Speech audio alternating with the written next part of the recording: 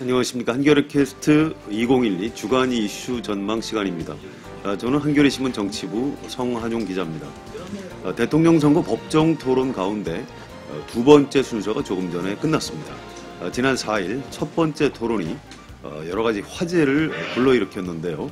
조금 전 두 번째 토론은 상대적으로 매우 진지하게 진행이 된 것 같습니다.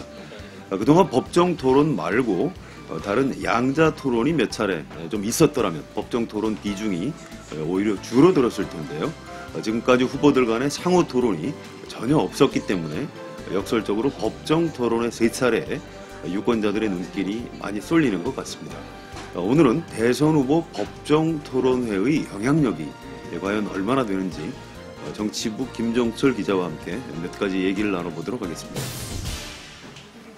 김종철 기자, 안녕하세요. 예, 안녕하십니까. 예, 먼저 자기 소개를 좀 간단히 해주실까요? 예, 저는 한겨레 정치부의 김종철입니다.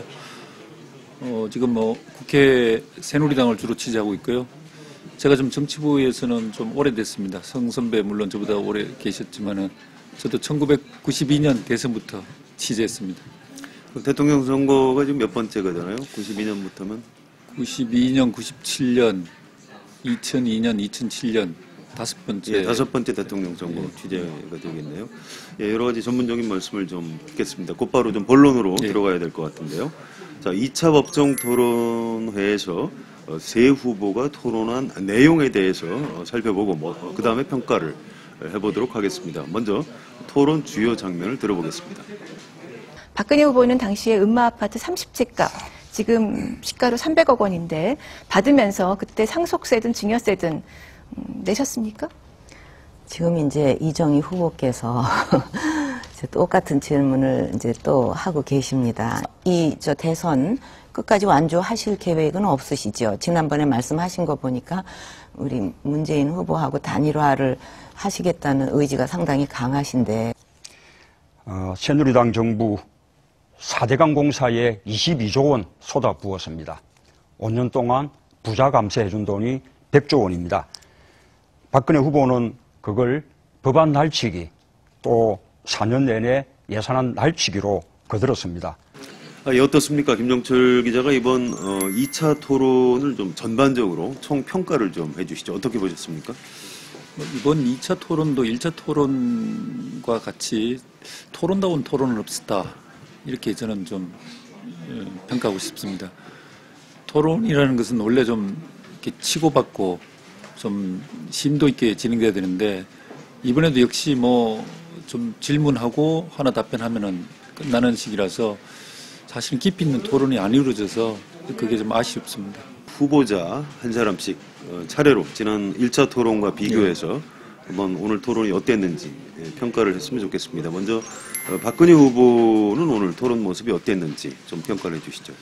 박근혜 후보는 지난번에는 사실 이제 이정희 통합진보당 후보로부터 공격을 받으면서 화를 끝에 가서 좀 내는 모습도 보였고. 그렇죠. 발끈하는 모습이 중간에 나타났죠. 그래서 이제 그런 부분들이 오늘 어떻게 나타났냐 이게 이제 관심이었는데 오늘도 지난번처럼 이정희 후보가 박 후보에 대해서 지난번처럼 그렇게 독설을 퍼붓지는 않았지만은 여러 가지 공격 포인트를 잡아서 많이 집중적인 포격을 가했거든요.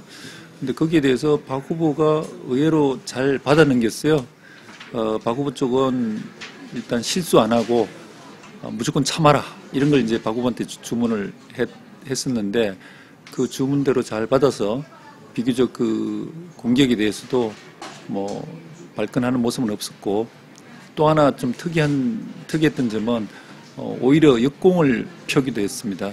막판 자유토론 때 이정희 후보가 지난번 그 성북동 집 그게 1982년에 이제 성북동 집을 박 후보가 경남기업 회장으로부터 공짜로 받았었는데 그 문제를 끄집어내면서 그때 세금을 냈느냐 그때 그 전에 전두환 그 군사 쿠데타 6억 원. 6억 원 받은 게 있었죠. 전두환 대통령으로부터 6억 원을 받았는데 돈도 있는데 왜 안 냈냐 이렇게 이제 상당히 그 부분을 몰아쳤는데 박 후보가 거기에 대해서 그거는 과거 문제다.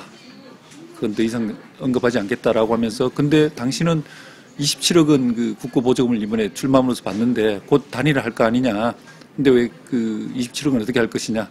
라는 식으로 여권까지 가는 이런 여유를 보였습니다. 2차 토론을 앞두고 사전에 좀 준비를 했다고 봐야 되겠죠. 뭐 그렇죠. 준비를 아주 많이 했죠. 뭐 지난 토요일부터 토요일 그 광화문 유세 외에는 토일 오늘까지 월요일까지 사흘을 내리 토론 연습만 했었습니다. 네, 아주 준비를 많이 했군요.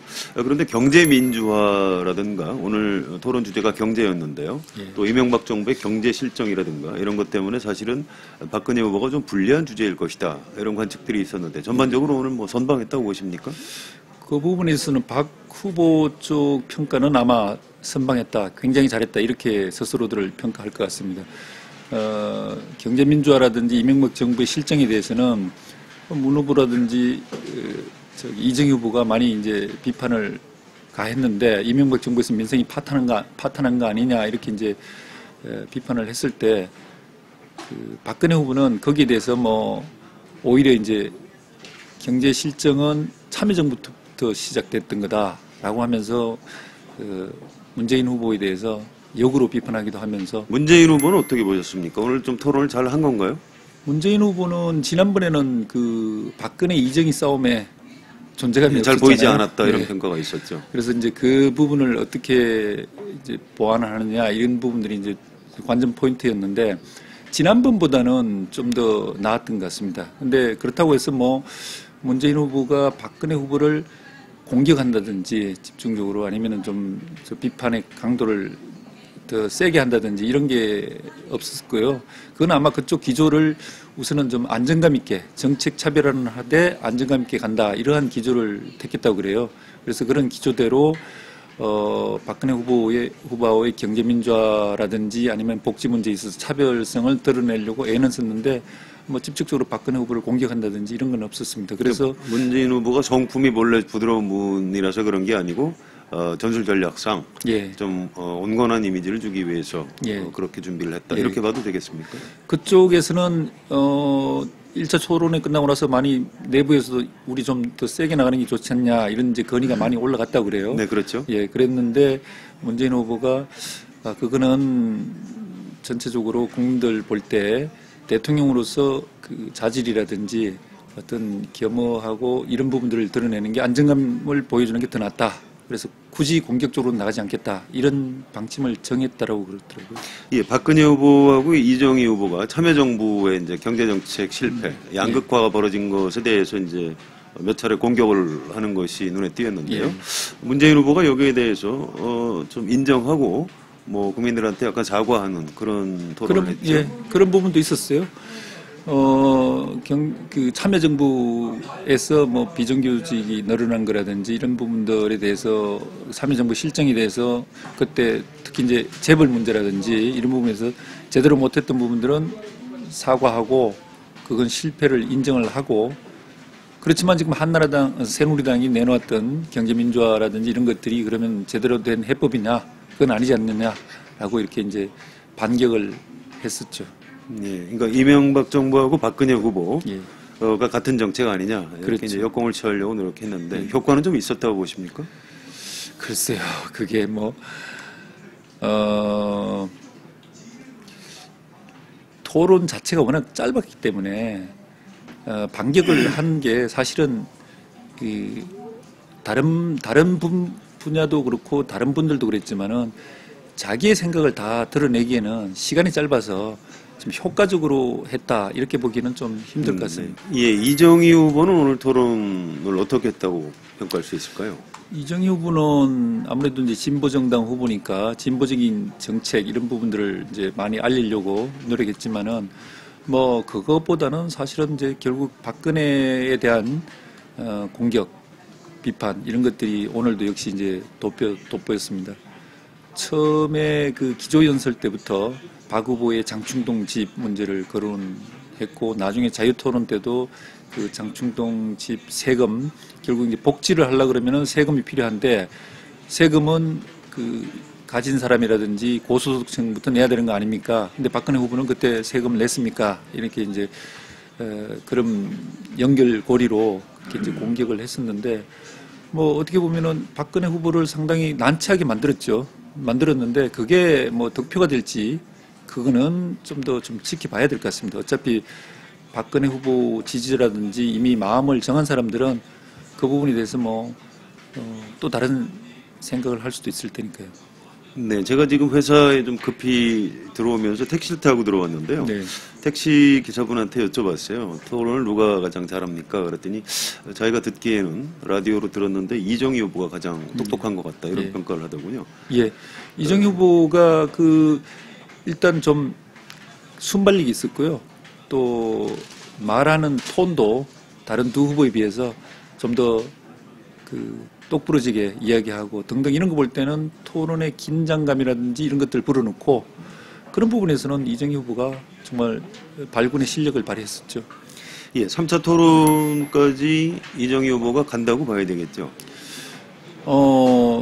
지금 16일 날 3차 토론인데 저는 간다고 봅니다. 어차피 이정희 후보로서는 토론에 나와서 국민들한테 통합 진보당의 존재감을 알려야 될 그런 필요성도 있고 또 지금까지 볼 때 야권 지지자들의 입장에서는 이정희 후보가 굉장히 파이팅 있게 토론에 임해주기 때문에 그 부분에 있어서는 본인이 아마 계속 나와야 되겠다는 생각을 하지 않을까 이렇게. 그러니까 혹시 사퇴를 하더라도 16일 3차 토론 이후에 예. 할 것이다 이렇게 보시는 거죠? 저는 그러는데 일부에서는 또 이정희 후보가 있음으로 인해서 박근혜, 문재인 양자 대결이 사실은 안 되지 않습니까? 예. 이제 다른 토론이 없는 마당에 두 사람 맞짱 토론을 한번 봐야 되는 거 아니냐 이런 여론도 있기 때문에 그런 국민의 여론이 많다 그러면은 그것도 고려 대상이 돼서 16일 토론에 안 나올 가능성도 배제할 수는 없다 이렇게 봅니다. 근데 오늘 마무리 발언에서 이제 다음에 좀 더 좋은 토론을 했으면 예. 좋겠다 이렇게 얘기하는 걸로 봐서는 3차 토론을 예, 지금은 좀 준비하고 할 있는 것 가능성이 같습니다. 높다고 봐야 되겠죠. 네. 예, 종합적으로 볼 때 오늘 김정철 기자가 보시기에 누가 가장 잘했다고 보십니까? 과감하게 한번 순위를 좀 매겨보시죠. 저는 그 세 사람을 놓고 어차피 토론 한 것만 놓고 본다면 토론의 내용 이런 것들을 따져야 되지 않습니까?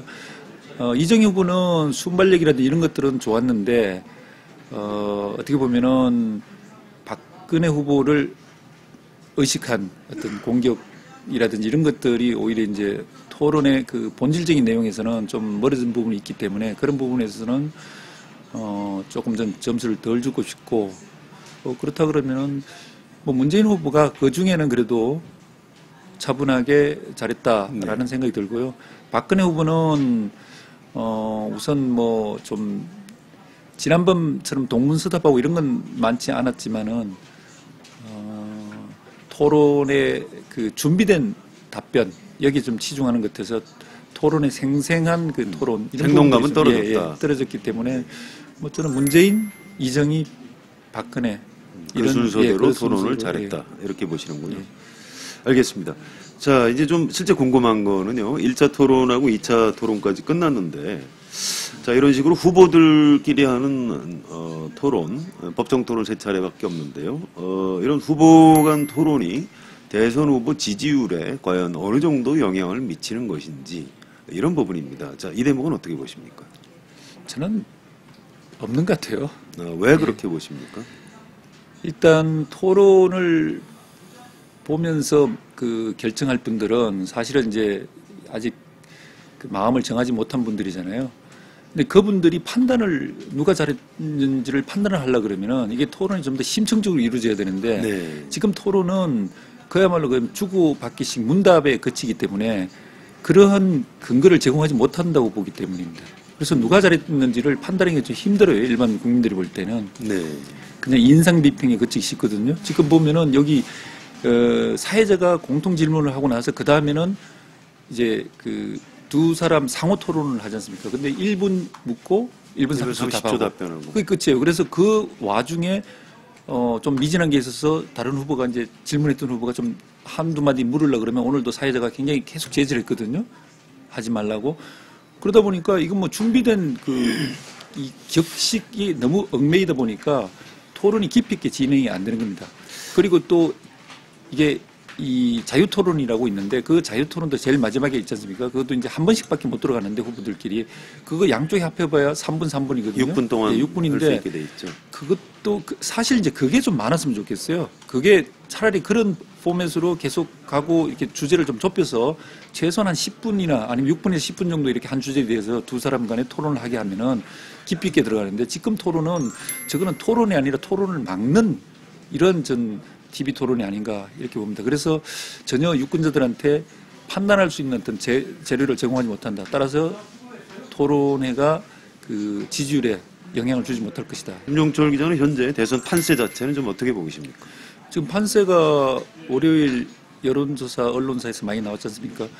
거기서 보면은 대략 3에서 5% 정도 박근혜 후보가 문재인 후보를 앞서고 있는데 저는 그게 그래도 비교적 맞는 추세다라고 보고 있습니다. 나머지 뭐 이 차이가 많이 났던 조사들은 빼버리고 이 조사들은 여론조사 기간이 다른데 동일하게 거의 나왔거든요. 그래서 지금 현재로 판세는 박근혜 후보가 그 정도 이기고 있다 이렇게 보는데 이제 물론 이제 그 판세가 고정된 게 아니라 안철수 전 후보가 나와서 문재인 후보를 지지하고 있고 이런 부분들이 이제 결국 그 추이가 계속 문재인 후보가 이번 조사가 지난주 조사에 비하면 많이 좀 올랐지 않습니까? 조금 그런 면을 보면 이게 추세로 올라가느냐 앞으로 많으냐 여기에 따라서 이제 12월 19일 결판이 난다고 보고요. 예, 앞으로 대통령 선거일까지 9일 정도 남아 있는데요. 예. 앞으로 대선 승부를 좀 결정지을 수 있는 어떤 중요한 변수를 뭐 한두 가지 좀 들어주신다면 어떤 게 있을까요? 저는 가장 큰 변수는 아까 말씀드렸지만 TV 토론은 이런 방식으로는 저는 아니라고 보고요. 변별력이 없다. 예, 변별력이 없기 때문에 큰 영향은 아니라고 보고 남은 거는 어쨌든 저는 안철수 변수다. 안철수 변수다. 예, 안철수 전 후보가 얼마나 그 문재인 후보를 그 성심껏 지지해서 유권자들, 야권 유권자들 볼 때 이거 정말 지금 뭐 투표장에 안 나가려고 하는 사람들이 혹은 자기 지지하는 마음, 속마음을 다 안 밝히는 사람들이 그런 사람들인데 그 사람들 마음에 불을 붙이느냐. 이게 이제 그거는 저는 문재인 후보는 미안하지만은 그 불을 붙일 수 있는 뭐 어떤 그런 요소를 안 갖고 있다고 봅니다. 따라서 그 부분들은 안철수 후보가 얼마나 해주느냐에 따라서 달렸는데 지금까지는 안철수 후보가 그 부분들을 그대로 100% 해주고 있다고는 보지 않습니다. 따라서 안철수 후보가 남은 기간에 얼마나 그 불을 당겨주느냐 거기에 따라서 이제 가장 문재인 후보가 좀 치고 더 올라가느냐 아니면은 좀 정체하느냐 거기에 따라서 승패가 갈린 게 아닌가 이렇게 보고 있습니다. 예, 알겠습니다. 대선 후보 토론회는 유권자 입장에서는 사실은 많이 하면 할수록 좋은 것입니다. 후보들의 생각과 태도를 직접 눈으로 보고 선택을 할 수 있기 때문이죠. 요즘 날씨가 굉장히 추운데요. 이 거리 유세를 하는 데를 따라가 보면 후보들도 또 따라다니는 참모들도 그 자리에 가는 유권자들도 참 고생이 많습니다. 지지율이 앞서가는데 굳이 토론을 할 필요가 있겠느냐 이것이 현재 아마 박근혜 후보하고 새누리당 쪽의 생각인 것 같습니다. 그런데 아무리 좀 좋게 보려고 해도 이건 좀 국민들에 대한 예의는 아닌 것 같습니다. 지금으로서는 그나마 법정 토론의 제도가 있어서 박근혜, 문재인, 이정희 이렇게 세 사람의 3자 토론이나마 볼 수 있는 그런 상황인데요. 이제 마지막 세 번째 법정 토론이 남아 있습니다. 일요일이죠. 12월 16일 저녁에 하게 돼 있는데요. 투표일 겨우 사흘 전에 하는 토론이라서 그야말로 마지막 토론이 될 전망입니다. 자, 세 번째 법정 토론회에서는 또 무슨 일이 벌어질지 벌써부터 좀 기대가 됩니다. 유권자들께서는 끝까지 어느 후보가 뭐라고 하는지 좀 정확히 들어보고 누구를 지지할 것인지 또 투표를 할 것인지 이런 것들을 결정해야 할 것 같습니다. 오늘 나와서 말씀해 주신 김종철 기자, 감사합니다. 예. 한겨레 캐스트 2012 오늘 순서 여기서 마치겠습니다. 지금까지 성환영이었습니다.